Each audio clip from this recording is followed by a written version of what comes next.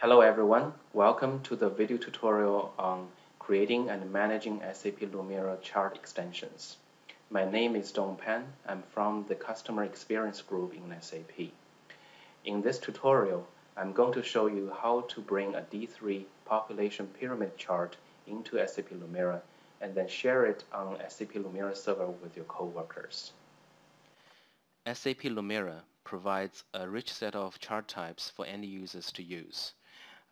The available chart types range from basic charts like bar chart and column chart to more fancy charts like geographic charts, etc.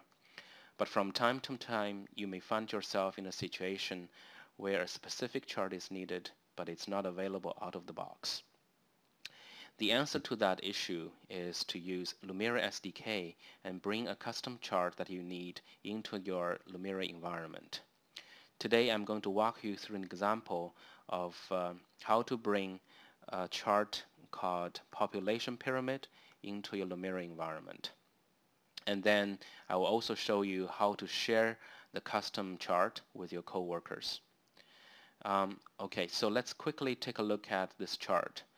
This population pyramid chart is actually a variant chart than the traditional population pyramid chart. The traditional one should look like something like this.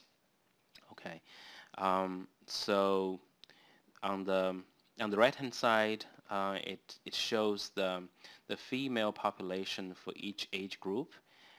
It's colored in pink, and on the left hand side is the population for each age group for the male population.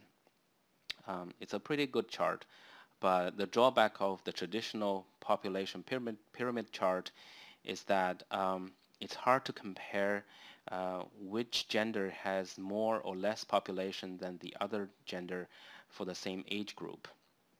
And this new population pyramid chart overlaps the two columns for male and female, so that's easy for you to compare which gender has more population for each age group.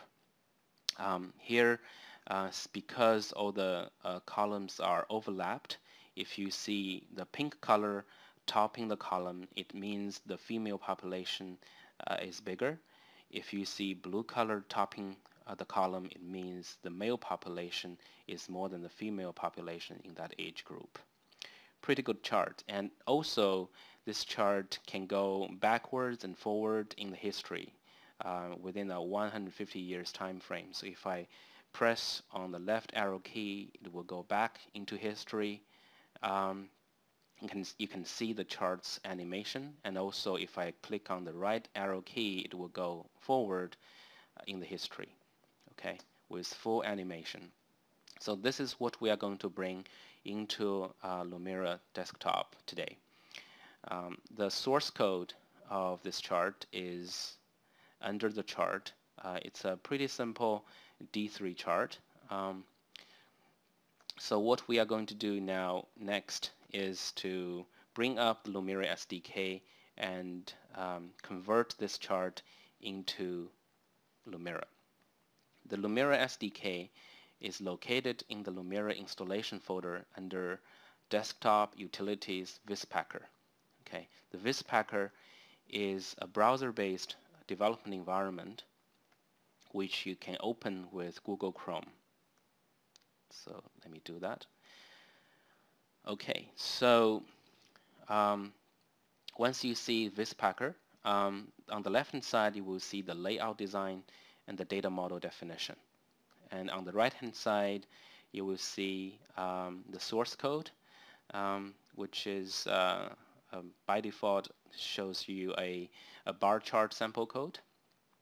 We can also preview the chart by clicking on the preview button. I'm going to close it for now. The first step in defining your custom chart is to give it an ID and name for the chart. So what I'm going to do is just name it population pyramid, for example, and give it a name population pyramid. Okay, and click on somewhere outside of this pop-up. Will make it go away. And then I click on the plot area to define the module. So I can give it a name, population pyramid module, and a name, population pyramid module. Click elsewhere, it will go away. And we don't need a legend, so I'm going to close it off. Okay, so the next step is to go to the data model and use some sample data to define dimension sets and measure sets. So I've already copied this CSV file that's listed here in this web page. So I'm just going to upload it. So let me upload it. Okay. Alright, so by default, all the column names are put into the dimension set called x-axis. We do need at least one dimension and one measure. Okay, so in this case, the only measure that we are interested in is the people column, which shows how big the population is for each age group, for each gender. So I'm going to make that a measure and put it into the default measure group y-axis. Okay, so now our data definition is done. Click on the apply button. The data definition will then be reflected in your sample code. Okay. Alright, so the most things that we will do when converting a D3 chart is to create some JavaScript into this render function. Okay, the render function has some sample code by default, as we saw. So we will need to remove all the sample code as we don't need them anymore. So let me remove all of that. Okay, and we'll then take a little note of what variables you can use in this function. So the variables that's passed into this render function includes a data, which is the data from the CSV file, the container, which is the drawing container, and width and height, and a few other properties. Okay, so what I'm going to do next is to copy over the JavaScript from the original chart. So from here, now we have the entire JavaScript. I'm going to copy that over. Okay, so of course we'll need to have a few things changed in order for it to work in the Lumira environment. The first thing that we need to change is the width and height of the chart. In the original chart, it is hard-coded, and in our container, we have the width and height already defined. So I'm just going to replace that, width and height. Okay, and also we already have an SVG container in the Lumira environment, so we don't need to recreate that anymore. So I'm just going to replace this portion of the code that appends an SVG element to the DOM with viz, which is this variable that's going to be used as the overall drawing container. Okay, so the next step is that we need to replace the part that D3 loads the CSV file, because we already have the data that's passed into this render function, we don't need this line of code that loads the CSV file anymore. So we should delete this line and its corresponding brackets, of course. So I'm going to here and delete that bracket. For the chart to render properly, we also need the chart's style sheets. So let me go to the original chart and copy over the style sheets from there. And go back to Vispacker and head into style.css and remove the original content and copy the style sheets over. Okay. At this point of time, our chart should render, at least. So let me click on the preview button so you can see that our chart has already rendered. Of course, it looks a little bit different from the original chart, and one of the major differences is that it has a bluish background rather than the original white background. The reason is that when the chart is rendered in the Lumira runtime environment, all the global cascade style sheets are also applied to our chart. And to solve that issue, we will need to make our style sheets for the chart as specific as possible so that it is not affected by the global style sheets. And the easiest way is to add a unique class name for all the CSS selectors in the style sheet. So, for example, for the rectangles, I can add a class name that is equal to the chart's ID, which is SAP Viz ext population pyramid. And I'm going to do that for the next CSS selector as well. Okay. And then we'll need to adapt the corresponding JavaScript code that creates all the rectangles to use this class.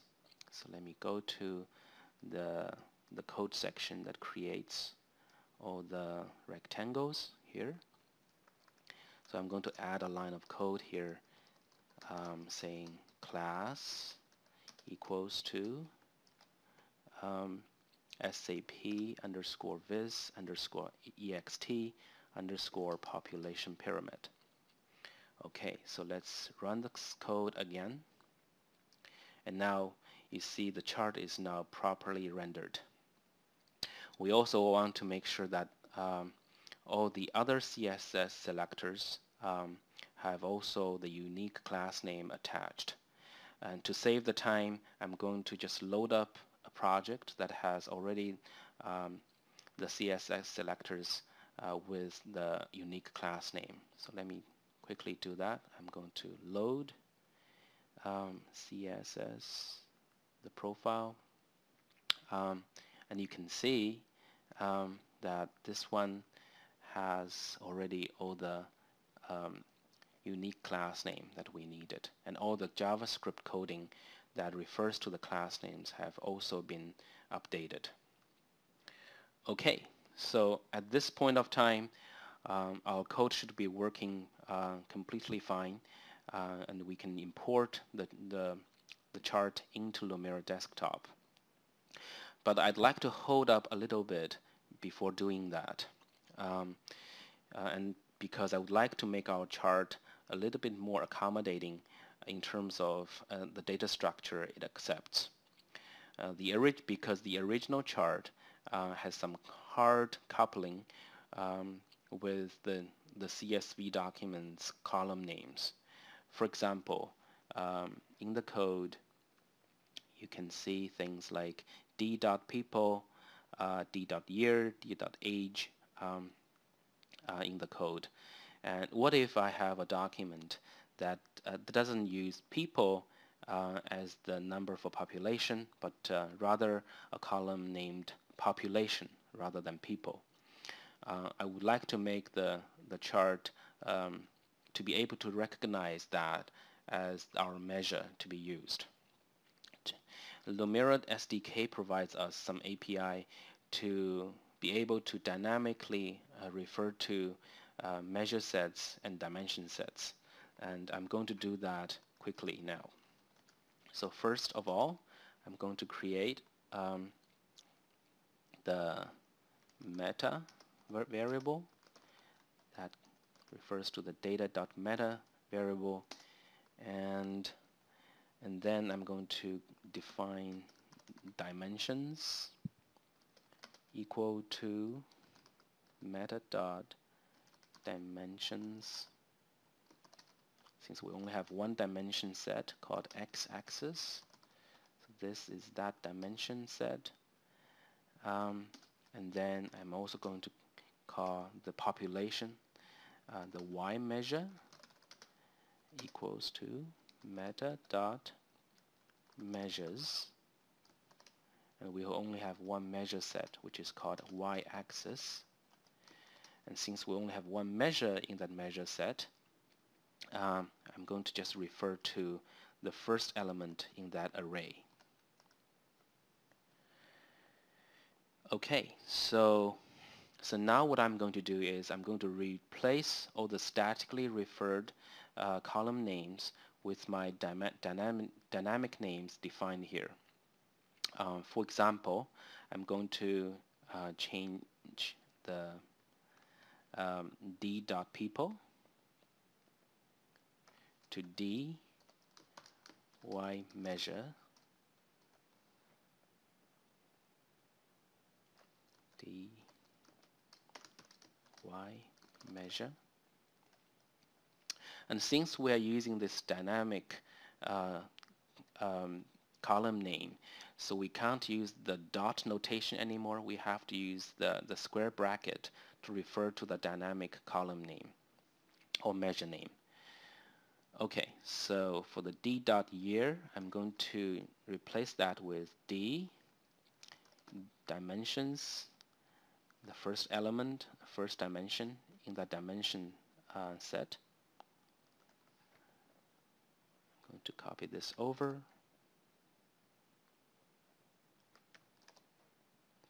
And d.age, I'm going to replace that with d hard bracket dimensions element 1 and replace those. Okay, so there are also other occurrences of all the statically referred column names, and to save time I'm just going to load up a project that already has replaced all these static occurrences. And okay, now we have all the replacement that we need that you can see here, for example, and our code should be working fine now. Okay, so now we are ready to import our chart into Lumira Desktop. But let me first save the project.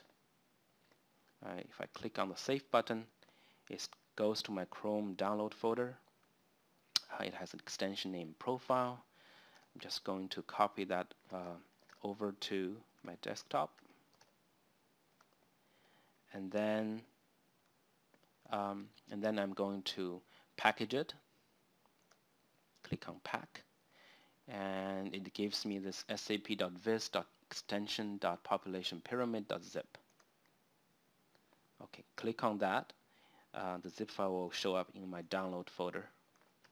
So I'm going to move it to my desktop as well. Okay. And the next step is to unpack the zip file.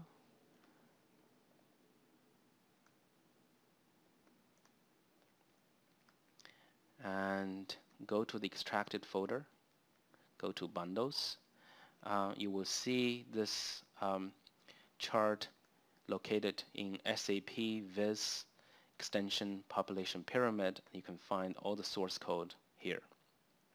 Okay, I'm just going to copy this entire SAP folder to the Lumira Desktop's extensions folder and go to bundles and paste it here. Okay, so now we need to restart SAP Lumira to make sure the new chart takes effect. So launch up SAP Lumira. Okay, and create a new data set. And I'm going to use this new format of the data set where you will see some changes to the column names. For example, population instead of people, gender instead of sex, and the year and age columns have an uppercase in the first letter. Okay, so let me create it. Okay, now you see there is one new button here that basically contains all the chart extensions, and then I'm going to select the population pyramid chart that we have just imported.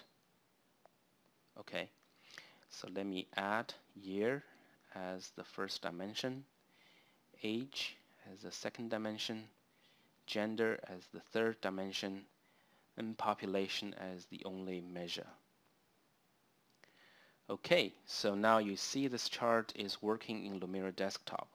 We can also use the left arrow keys to go back in history and the right arrow key to go forward in history.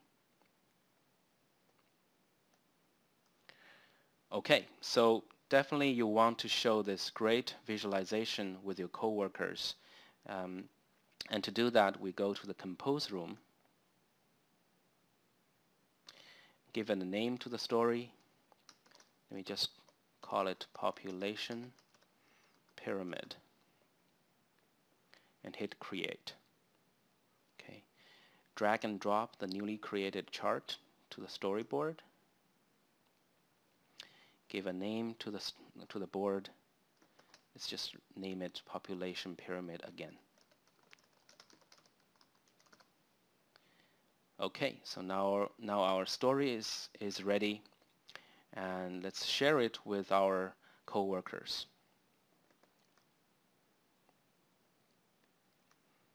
Okay, so highlight the population pyramid story and click on Publish to SAP Lumira Server.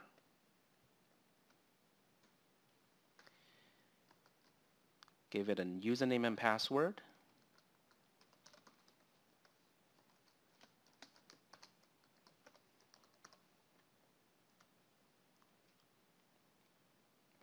And hit Publish. Okay, and hit Done. Okay, at this point of time, our chart should not be working yet on the Lumira server because the server doesn't have our chart extensions yet. So let's upload the chart extension to the server first. Let's go to the Lumira server.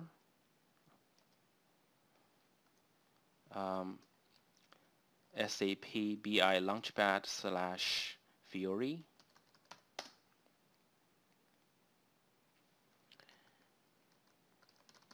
Log on to it.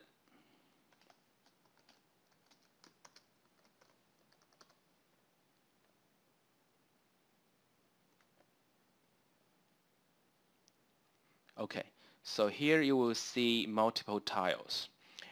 In my system, we have the Manage Extensions tile. If you don't have it on your home page, you can open the catalog and add the Manage Extensions tile to your home page. I'm just going to go back because I already have it on my home page. So I will click on the Manage Extensions tile and add my bundle on the desktop that we just created. Okay, and click OK. It will be uploaded to the server. Okay, now the chart extension has been successfully uploaded to the server.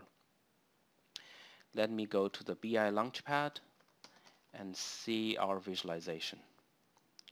So go to Lumira Server,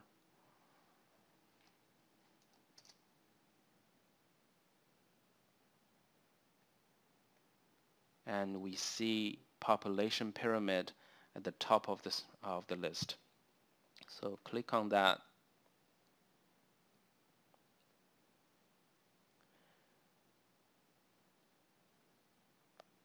You will see our population pyramid very nicely rendered in the browser, so that your coworkers will be able to see it as well. We can also press on the left arrow keys to go back in history, and right arrow key to go forward in history. So now we have completed the end-to-end process of creating the Lumira extension, import it to Lumira desktop, use it to create visualizations and stories, and then publish it to Lumira Server to share with your coworkers.